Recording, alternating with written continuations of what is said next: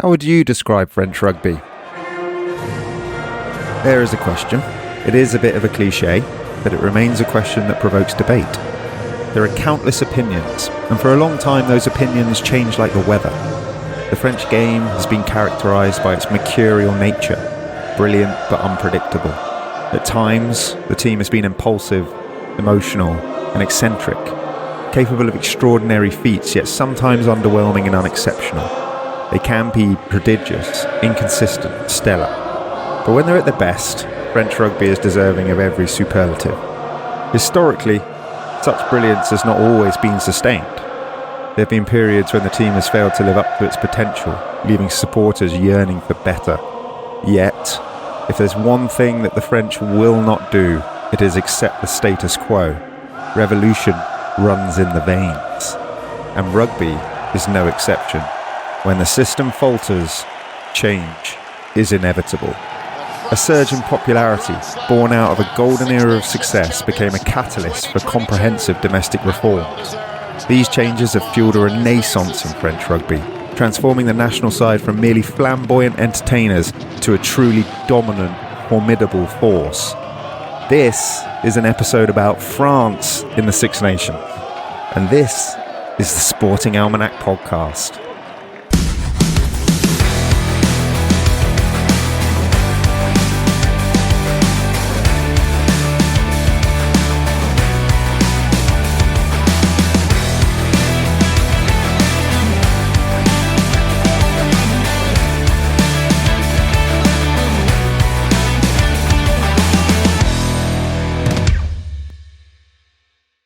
Super Saturday. Incoming. Super for everyone.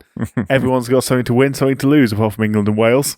Whose positions are nailed on. And I guess, since we're talking France, the revolution has well and truly begun. I think we probably also have to mention why we're talking about France now and not talking about England now, because we are due to be talking about England now. We are. Why are we not talking about England now? Because we're going to do a post-mortem on England. We decided, why big this team up? Any more than it was prior to this tournament. Yeah. We can talk a little bit about England's past successes, but we're going to try and... Well, you and I don't often do retrospective stuff, but on this occasion, we're going to make an exception. I think it kind of has to be done because it's been surprisingly bad, result-wise, but also just performance-wise and attitude and discipline especially. It's been extraordinary, really. So, deserves its own episode, and let's do that après the France match. Ah, nice. That's about the extent of the French I know. Where we'll know exactly how bad the tournament's gone, and we are assuming going to be a defeat against France. But we are recording before. We are recording before because we're going to get this French episode out probably on the day, or if not slightly just the evening before. The Super Saturday crescendo to the tournament, which, you know, is a three-way fight between Ireland, Scotland and France. Yeah. French going for back-to-back titles and would have been going for a Grand Slam had it not been for an astonishing game of rugby. Honestly. At Murrayfield. I've never seen anything like it. 90 points. The scoreline alone was astonishing, but the attacking rugby on show was incredible. Yeah, mad. Why can't England play like that? We'll come to that. Caution to the wind, yeah. I mean, like that. I mean, Scotland arguably have left the door far too ajar for France because France scored 4 tries in the last 15 minutes to get a bonus point and nearly got a losing bonus point, nearly got a second bonus point because if they had finished within 7, they would have got a second. But 50-40 it was, which leaves France top on points difference. By a bonus point, isn't it? France top by a bonus point. If they beat England with a bonus point, they cannot be caught.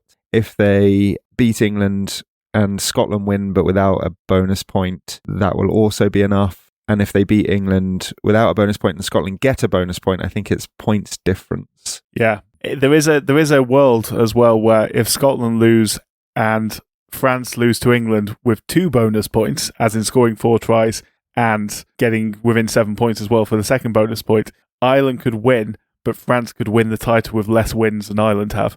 They could win the title with 3 wins and 2 defeats. Because of the bonus point? Because of the bonus point, yeah. Crazy. Whereas Ireland would only have 4 wins, which would be insane and would almost certainly lead to rule changes the following year. But it's a situation which is already being covered off if there's a Grand Slam at stake. You get 3 bonus points for winning the Grand Slam, which means even if you don't get any bonus points and someone else racks up a ton of bonus points, then you can't be pipped to the title if you win the Grand Slam. Yeah. So it's covered off there, but, it's bonus points. So that works. No, yeah, and that's happened to Italy once, albeit not with the same jeopardy. I think they came fifth with more wins than whoever came fourth. 2 wins and a draw, played 2 wins and 3 losses. 3 defeats, but more bonus points. Yeah. But no, the French, I don't know. I like them. I like them, Jack. I know you do. I shouldn't admit it, but I shall. I like them a lot.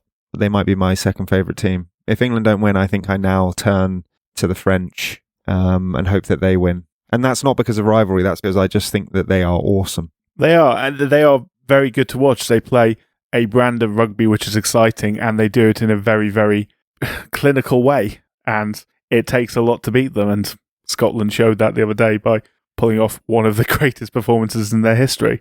Yeah. Certainly for the first 65 minutes of it. Yeah. If you score 40 points away from home, you normally win, right? So it's got to be something special to do you. And, maybe you could look at it the other way around and say the gap was significant and then they let the French back in. But irrespective of the order in which the points were scored, it was a pretty good showcase on how to play some ambitious attacking rugby. Indeed. But yeah, I mean, the thing about this French team, though, mate, for me, and I don't know if you agree with this, and there's obviously reasons for this and the reform of the French domestic game, but they have well and truly shed the label of being like, these great entertainers that might upset the apple cart, that, will probably pull off a famous win here or there in spectacular circumstances. I'm thinking 99 World Cup semi-final against New Zealand. I think they've done that a few times to them, actually. Yeah. Like, big victories in the Six Nations, like flamboyant, a bit like Scotland, but more clinical, as in flatter to deceive occasionally, where you think they're going to go get slams but don't quite pull it off, but maybe with a bit more success in titles and stuff. They were very up and down. Yeah. But now I just think they are very up. Yeah, I mean, you can sum it up by saying the last 3 Five Nations championships, France won back-to-back Grand Slams and then got the wooden spoon to finish it. Which I think sums it up quite nicely. Excellent. What France were like. It was, feast or famine, basically, a lot with them. Obviously a big generalisation, but now they are just genuinely good. They are one of the best teams in world rugby, and it's built on a very, very solid foundation, which is going to be hard for the remaining Six Nations teams and even the rest of the world to bridge that gap to a certain extent because of the foundation they have with their league system. I genuinely believe, and I know this is an easy thing to say, but out of all of the great rugby nations, I do think that these guys, if they get a World Cup, watch out. Yeah, for sure. The fact they haven't yet is England are the only team from the Northern Hemisphere to have won the World Cup, which is fairly surprising at this juncture, although the World Cup's not that old, really, relatively speaking. Only, 40 years old next year. So, yeah, still. That's true, but they've made a final, 2011. Yeah. Have they made a couple of they made the original final as well in 87. I think, did they not reach the final in 1999 as well? Yeah, against the Aussies. They got battered by the Aussies. Well, fairly battered. By World Cup standards, as in World Cup final standards, yeah. No, that's it. And I just think they just need to get that monkey off their back, really. They have an insane domestic setup. It's extremely popular in the southwest of France. Some major clubs down there, like Toulouse being the obvious one, but Toulon, La Rochelle. Yeah. Well, I don't know. Perpignan used to be very good. Pau. Yeah, just heaps of them. You can keep listing them. And then you've got like Racing and people, Stade Francais in Paris. So it's a well-established sport now, and it's an actual factory of talent. It is, yeah. A very interesting history, actually, of French rugby.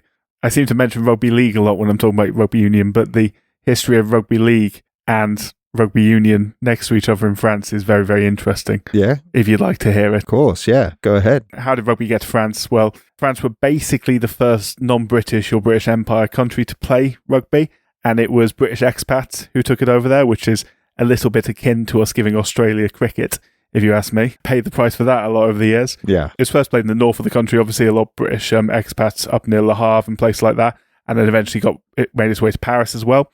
Stade Francais, who we've already mentioned, they were founded in 1883, so very long and well-established sport in France.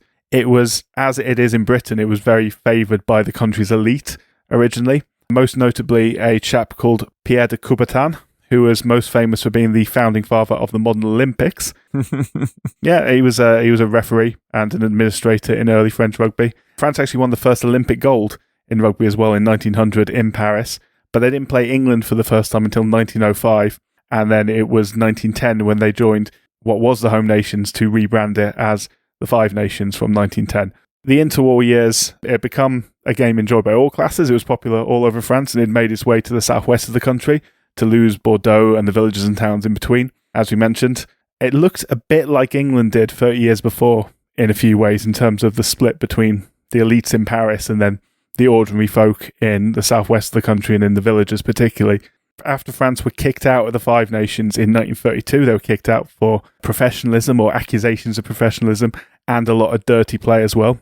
A journalist at Lotto, who we mentioned quite a lot, that's a newspaper that became L'Équipe, very famous sport newspaper, still going to this day.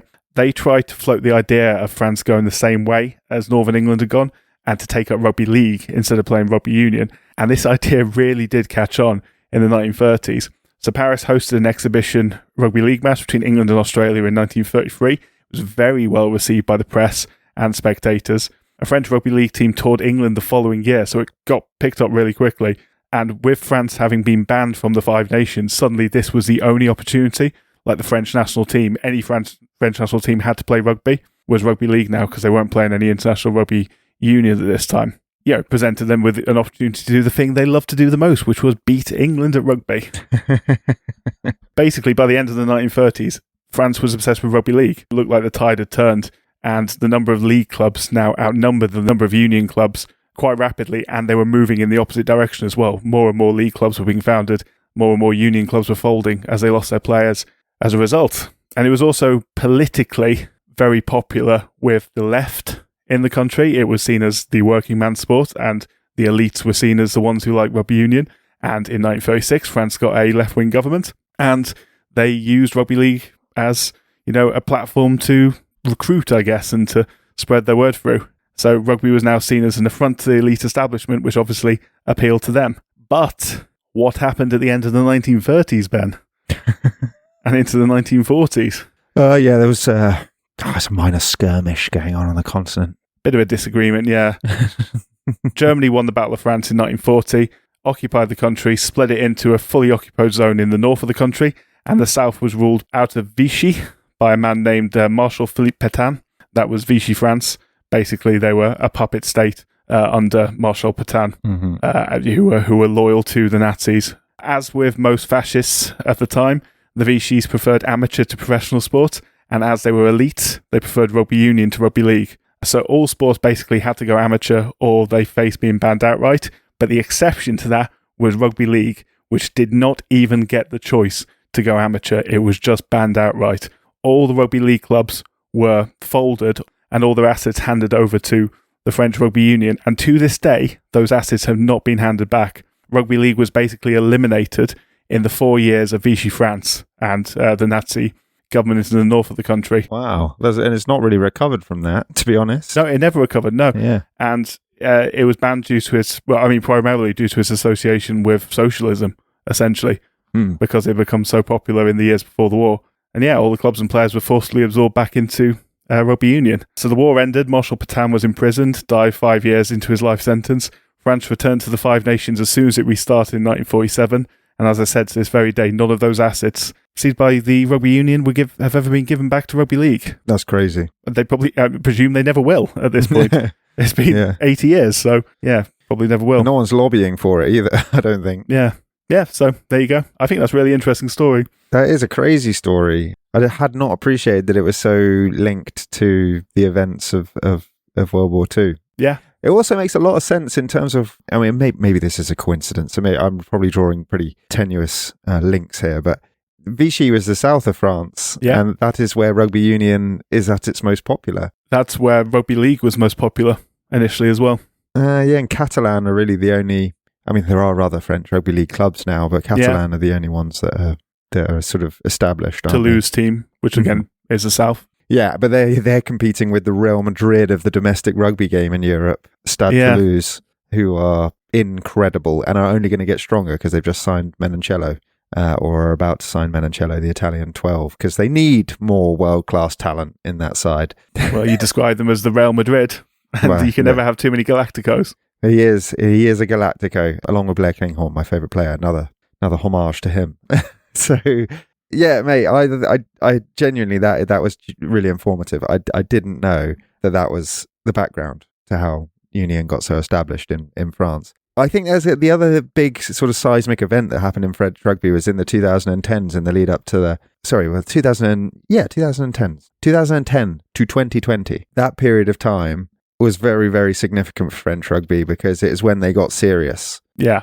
And they, taking it from, and we're generalizing enormously here, but taking it from the end of the war and the establishment of the amateur rugby union game, which was then played until 1995, as we've spoken about previously, they were that up and down French side. They were, win some, lose some, win some, lose some, with the exception of maybe 86 to 89, where they did win 4 titles in a row, but only 2 outright. They shared 2 of those titles. They famously won a Grand Slam as well in 1977, because that was the only one that broke that Welsh dominance at the end of the 70s. That's right. That was notable because there was a Welsh film made at the time called Grand Slam, and the premise of this film was some Welsh supporters going to Paris, to watch the game in Paris and see them win the Grand Slam, but they had to change the ending of it because obviously France went and won that game. So the story became this, a story of glorious failure rather than a celebration of Welsh victory, which is interesting. I like that. Yeah. I mean, they were up and down in the 80s. They won a few titles, shared a few titles, and like you say, the back end of the 80s. But that 70s title is really it's sort of like the feather in the cap because you'd have to go back. They won a few in the 60s, to be fair. This is what I mean about them. They were kind of up and down. They had moments in every decade, but we're not the French that you and I know. Yeah. And yeah, I just think this is really interesting context. Maybe the best way of explaining it is rather than talking about the reform of French rugby in between 2010 and 2020 first, maybe we start at the Six Nations, the formation of the Six Nations, because everyone associates the early Six Nations years with English success. Yeah. And the back end of that first decade as maybe the emergence of Wales and obviously as we've spoken about on another episode, an Irish victory, a long overdue Irish victory. But let's get one thing crystal clear. There was only one team that dominated that first decade of Six Nations rugby, and it was the French. Yeah, England it was less about England's glorious successes and more about their near misses and glorious failures, if you want to call it that, which England love a glorious failure, but missing out on Grand Slams, missing out on titles, eventually getting the Grand Slam. But yeah, I mean, 5 titles in 9 years for the French? They were the dominant. And 3 slams. Yeah, and 3 slams. How is that not the dominant team? Basically, you talk about this glorious success of the Irish because it'd been so long and the Welsh becoming this heavily established team. But in the meantime, it was the French. Yeah. They were picking. It certainly wasn't the Italians or the Scottish because they haven't won one. And England were missing out on titles left, right, and centre. Of course, it was the French picking up the rest. They really were. I mean, 2002 was their first Six Nations title. England were back-to-back champs, rolling in like a juggernaut towards 2003. And so obviously, in that context, let's be serious, that English team was incredible. So it was going to take something to stop them, right? Yeah. But England had come into the championship off the back of 3 blown Grand Slams in as many years, and France eased into the tournament with a pretty comfortable victory over Italy. Then they went to Wales in a ding-dong, to be fair. Won that by just under a score, 4 points. Nice. And then came round 3, which was the biggie, at home to England. France raced into a 17-0 lead. Jesus, yeah. I think I sort of tried to erase some of these this period from the mind for the reasons that discussed previously. I can't remember any individual event that happens, but I can remember the feelings. I can remember the feelings of disappointment and it mattering so much. Yeah. Because it's hard. We'll talk about this more in the England episode, and I don't want to keep going off topic and talking about England, but it was so palpable, how close England had got to Grand Slams the past 3 seasons, and it's 2002, still got this wonderful team.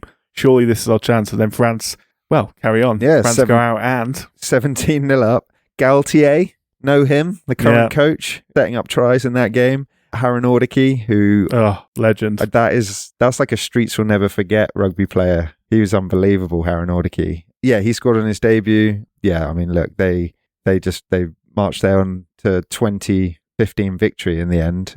So England obviously threatening a comeback, bit of Jason Robinson magic, but Serge Betson, remember him? Oh, Chief Tormentor. also remember him. Do you know Serge Betson's nickname? This is one of the best nicknames ever. No, go on. It's the Four Shores, and I'm probably pronouncing that terribly, but it means the Reaper, which is excellent. Yeah. I mean, he was a devastating flanker, and I just remember him targeting Wilkinson. Yeah. And that's pretty much exactly what he did. I think Clive Woodward is on record in that game as having said he's only one player, but I can say that he's the single-handed reason that we lost that match. Words to that effect. But yeah. So I mean, look, they've gone 3-3 here. Who else do they beat? They beat Scotland quite comfortably, and then they all comes together against Ireland in the final day, and they batter them 44-5. Yeah. So yeah, and they were the first team ever to win a Six Nations Grand Slam, not England. Yeah. Despite England threatening so much, so it hurt. That hurt. It sucks, mate. But it made 2003 feel better because spoiler alert, England did it finally. But 2004, when England are world champions, guess who comes a knocking again? Bloody hell. Did it again, the French. They went out in the semi-finals of the World Cup to England. Yeah. Death by 1,000 Johnny Wilkinson kick. Not the prettiest game in the world. Bad weather as well, I think. But yeah, they got off to a pretty good start again. They beat Ireland and Italy in Paris. They went to Wales, take on Cardiff in round 3. That was the first half where Michalak and Vincent Clerc combined and put Harren over again. Nice. Yeah, and then there was a bit of a wonder try from Jean-Baptiste Elissald. Again, pronunciation's questionable. Yes. But yeah, he scored a bit of a wonder try, I think, raced in from 60. Yeah, look, anyway, I think Michalak was on fire that day. 24 of France's 29 points or something like that. Or maybe it was, I don't know. I remember him being very, as we've been talking about, in the mould of the old France, very feast or famine. He could be absolutely incredible on his day, and then he could be not on others. I may be giving him a disservice there a little bit, but that seems to be my memory of him. Yeah, Michalak was very mercurial. He could do outrageous stuff, but he was also had an error in him. I might have given him credit for all the points, and I think it was actually Elissald that got them all, but doesn't really matter. Oh, right, okay. Doesn't matter. France won 29-22, and yeah, they were much more convincing the following week with a 31-0 win over Scotland. And then at home to England in a very tightly fought, as you might imagine, given the status of those two sides at that time, 24-21 win and a second slam.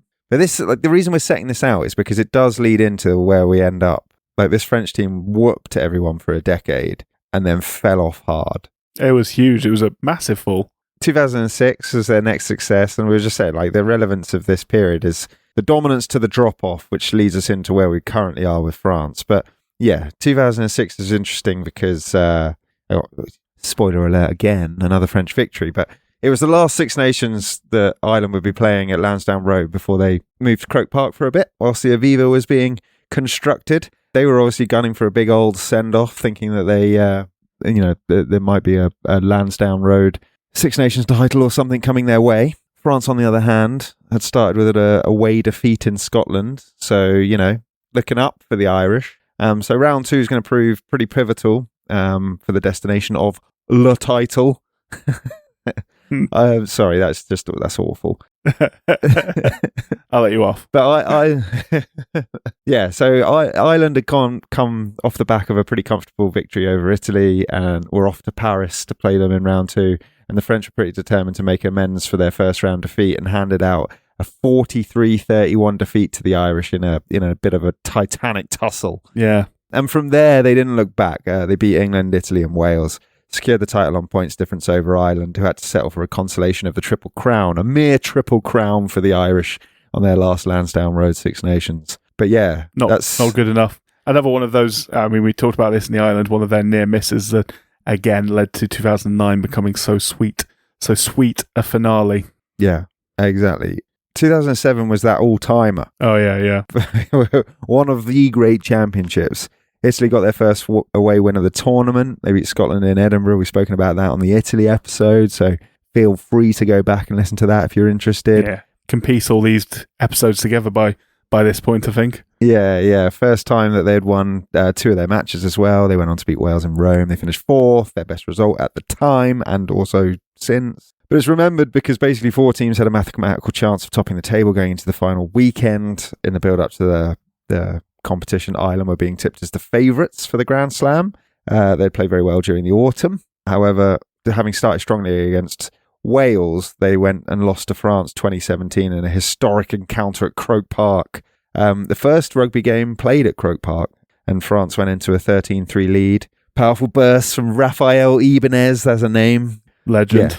Ireland responded with a try from O'Gara just before the half-hour mark, so it's 13-11 at the break. A couple of penalties from O'Gara gave them a lead with 3 minutes to go, but from the restart, the French recovered the ball, attacked down the right-hand side of the pitch as the play came back towards the left. Vincent Clerc spotted a gap, danced his way over and snatched the victory for France. And Lionel Borxez, I remember him because I remember his name not sounding the way it is written. Slotted. I'm glad it was you pronouncing it because I'd forgotten that.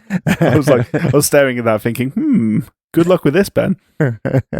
Yeah, anyway, he got the conversion, which sealed the deal, which is also very important. Ireland went on to beat England, who subsequently won against France. This all meant that the championship came down to a battle between Ireland and France. Mathematically, England was still in contention. By the time they kicked off, they needed a 57-point win in Cardiff, which was... And this wasn't this year's Wales team. No, this was a rather good Wales team. Yes. An emerging Wales team is probably a better way of putting it, but certainly not one that was going to get 57-0'd at home. Well, one that was a year away from a Grand Slam, so pretty good. Yes, very good. Yeah, and Ireland, they won 51-24 in Rome. Left France needing a 24-point win over Scotland to claim the title. They were dealt an early blow, though. Nicky Walker climbed highest to claim Dan Park's crossfield kick for a try after just a couple of minutes, or 7 minutes precisely. France responded with tries from Harry Nordicky and Yannick Josion. Again, what a player. Yeah, some serious names. Yeah, anyway, Sean Lamont scored a quick tap and made it 20-14 at the break. So Ireland are looking pretty good here, and France are probably thinking, it's another one of those, cliched French slip-aways. But after the break, they cut loose, mate. They went mad. Cedric Haymans, David Marty, and Olivier Miloud all crossing in 10 second-half minutes to put France 25 points up. 39-14, couple of kicks in there as well, obviously. You can do the math yourself. The Scotland battle back wasn't over. Ewan Murray's try 4 minutes from time, seemingly sending the trophy back to Ireland, only for Elvis Vermeulen to get over with the clock in the red for what would be the championship-winning try. The referee referred the try to the TMO, an Irishman, asking him if there was any reason why the try should not be awarded. The TMO advised that there was no reason. The referee awarded the try. 46-19. God, the temptation must have been real.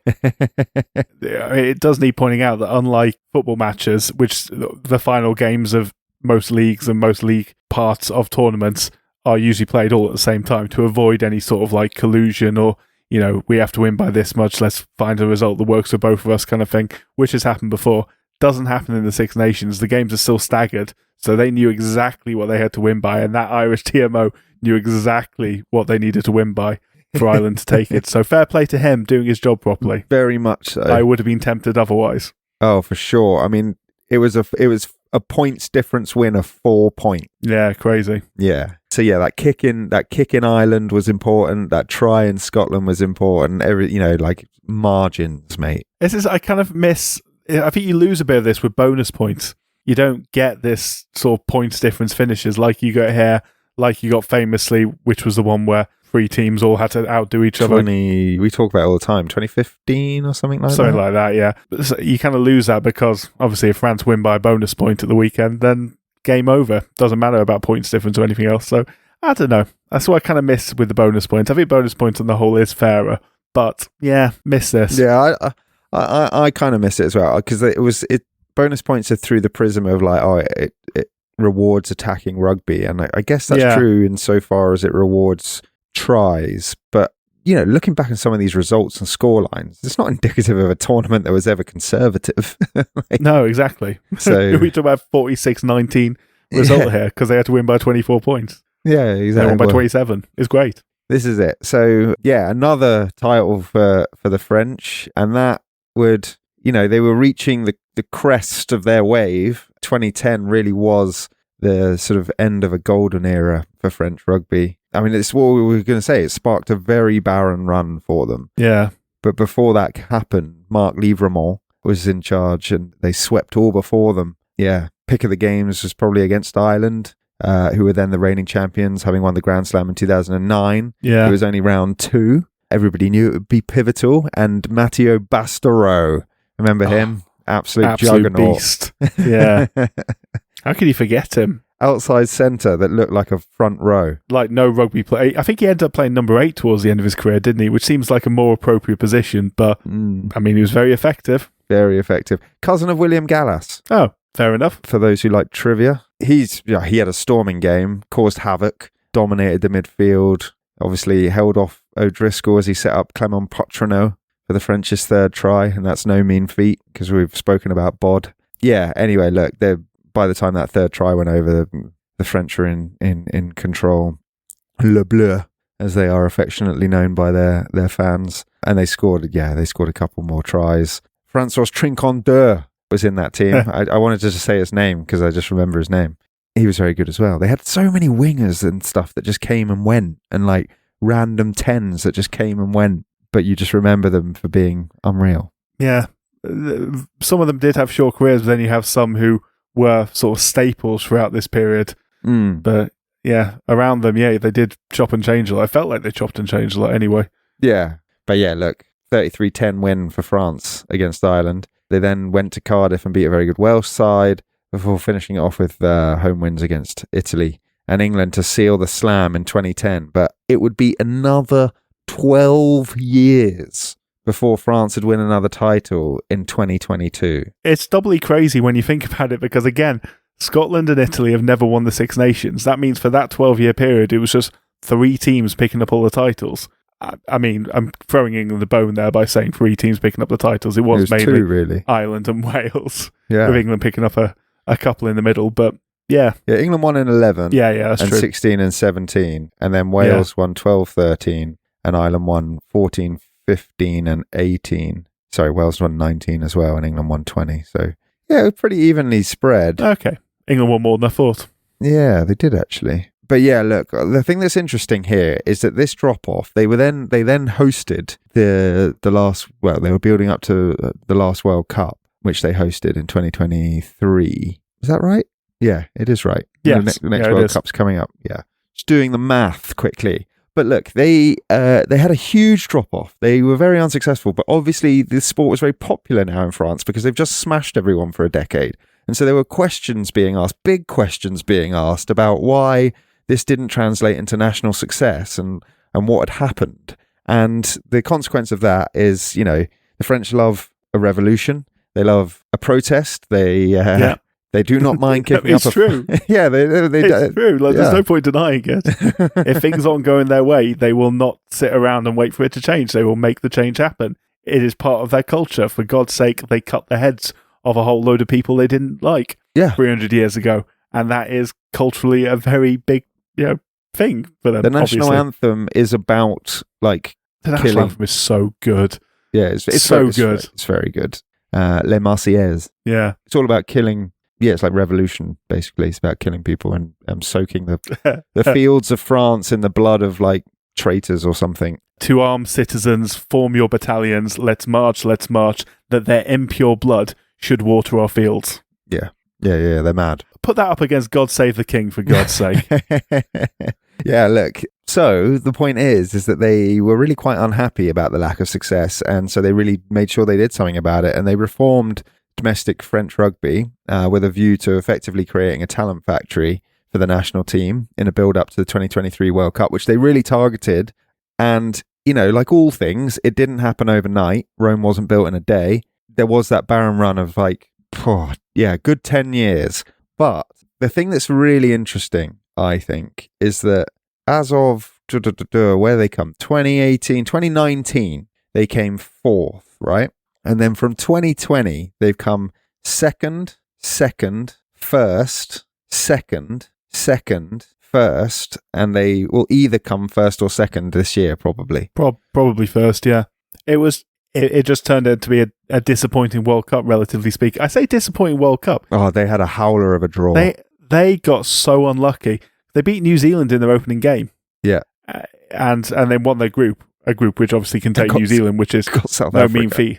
And then got South Africa in the quarterfinals. How unfortunate do you get? South Africa obviously went on to win it because Ireland beat South Africa in their group stage. But if they hadn't, they'd have got Ireland, which is, I mean, not that much better, to be fair. There was very much an easy side and a hard side of that draw. Yeah, there was. Yeah, South Africa winning 3 knockout games in a row by a single point to win that World Cup, which is impressive, but could have been France. It really could have been France. Whoever won that quarterfinal, I think, probably would have won that World Cup, and they were just horribly unlucky that the seeding system is taken a couple of years before the tournament, and so they ended up on a stinking side of the draw. But yeah, like they've reformed it again. They maybe don't have as sort of many eye-catching titles yet, but if they win again this year, that will be 3 titles since 2020 in 6 years, with every other finish being second, basically. So yeah, they are back, and they are led by Antoine Dupont, who is possibly the best player in the world. Arguably one of the best players to have ever lived. He's incredible. Yes, he is incredible. And they also, this is how good they are. Damien Penaud is a try machine. He's like their top try scorer ever. He's got near 50 tries and 55 caps or something. They've just decided to drop him because Louis Biarri is around now, who's a try machine. He's got 26 and 26 or something like that. And Atsusobe, who they've now found on the other wing, and Tomo Ramos at fullback. Ramos is so good. that assist, if you can call it that, in the Ireland game was incredible. The little kick, flung a left foot at it to knock it through, is just love it. Yeah. Hate it, but love it. They're just a brilliant team. And that's France. That's what they did. They flat to deceive. They were inconsistent. They were winning. They were losing. They were winning. They were losing. The Six Nations come along. They fly out the traps. They hand it to everyone. And then all of a sudden, they just fall off. And the French rugby fans said, not on my watch. I want to see something change here. And change it did. And a 10-year cycle has led them straight back to the top of European rugby. Their club teams are dominant. They're incredible, and their Everest is a World Cup. Yeah, I mean that's what they're targeting. It's next year, a year and a half away now. They've got 1 Six Nations to win. This weekend. That's their only aim. That's what they'll be intending to do against England. Then they've got 1 more next year, which I'm sure they'll probably be intending on doing what they didn't do this year and getting a Grand Slam. And then on to the World Cup. I think they've got to be considered, well, maybe favourites. Maybe favourites. It's they're certainly, I mean, they're better than New Zealand and Australia consistency-wise at the moment. South Africa won 2 or 3 World Cups in a row now, though, so very difficult. That can't go on forever, though. So it can't. And South Africa haven't. Well, they did win the Rugby Championship this year, but it was patchy. Yeah. It was a patchy win. Mm-hmm. It was all to play for going to the last couple of games, and they were just the team that came out on top, which obviously it's a difficult tournament. That's not to belittle the fact they won it, but they didn't dominate it. That's true. But yeah, that's France. France haven't dominated the Six Nations because of Scotland, so I guess that's what happens. It's what happens when it's very competitive. I mean, that's pretty much France. I mean, we haven't mentioned any of that. We've mentioned names as we've gone along, but can I just chuck a couple out there? Because this is the kind of talent they've always produced. Like Serge Blanco, Thierry Dusautoir. Oh, player. Yeah, serious player. Morgan Parra, Thomas Castagnet, Christopher Dominici. We've already said Ibanez, Maxime Medard, Philip Bernat-Salles, Emile Intervac, the father of Roman. Yeah. Aurien Rougerie, remember how good he was? He was a funny old talent. Christopher Lamaison, Dimitri Yashvili. Kicking scrum half, wasn't he? Yeah, he was. Yeah. Just talent after talent after talent, and now they've got Dupont. And they've also got 3 other scrum halves who would make it into every other nation's side who just don't get a look in because of him. Well, of course not. Why would they? Yeah, I know. But yeah, look, I find it, as an Englishman, it irks me to admit it, but I really, really like the French. I mean, objectively, if there wasn't the old rivalry there's no reason not to like them. They are doing things the right way. They're playing the game the right way. They have a factory of talent, as you say, and they have so much strength and depth. If any of these supers, as you say, like as good as DuPont is, if he got injured, they just pull up one of these other scrum halves and they're probably fine, even though they've lost the best player in the world. And the same goes for many other players that we mentioned. The depth they have it's incomparable compared to, I mean, England are the next best, and they're nowhere near. For depth, yeah, but not for depth, yeah. Not for talent. product. No, let's not even pretend England are anywhere near them right now. Well, yeah, we're going to talk about England next, and that's probably a really nice lead up and intro to that episode coming everyone's way soon enough, because there are parallels. Yeah. In the meantime, we're also going to put out a mini episode where we're picking our Six Nations 15 as well. Yeah. Hopefully that'll be before the England episode. All time, yeah. All time. Just the Six Nations, though. Yeah. Just making sure. Otherwise, I have to redo my list. No. Six Nations, but all-time Six Nations, not this season Six Nations. Yes. Cool. Which will be fun. It will be fun. Shall we leave it there? Yeah. So we'll see how France do against England. Given our record so far in this Six Nations, probably going to lose to England now. We've said all that. And then Scotland are going to win the tournament. Allez le bleu. Yeah. And shall I just reinforce the fact that Scotland must be bloody kicking themselves they didn't beat Italy, because they'd be on for a Grand Slam if they did. They have to support England if they beat Ireland, which is really funny. So that is funny. So I genuinely mean it from the bottom of my heart, Jack, when I say allez le bleu. I don't want to see Scotland win shit. I will bite my tongue on that one. I think it's a bit of a win-win situation, shall we say? Not for me. All right, mate. Shall we? I'll see you soon then, I guess. I'll see you soon. Bye, mate. Bye. Thank you for joining us for our Six Nations series today. We hope you enjoyed what you heard. If you did and want to help out, a like, subscribe, comment or a share would be amazing. But above all, tell a friend and spread the word. Thank you very much. Our theme tune is Oh Yeah by Harmony Productions. You can find us on Insta and Blue Sky at The Sporting Almanac. Or if you've got any ideas for future episodes or any good stories, drop us an email at sportingalmanacpodcast@gmail.com. We'll see you for the next episode. We hope you enjoy the Six Nations until then. And don't forget, sport is nothing without the history that makes it. Goodbye.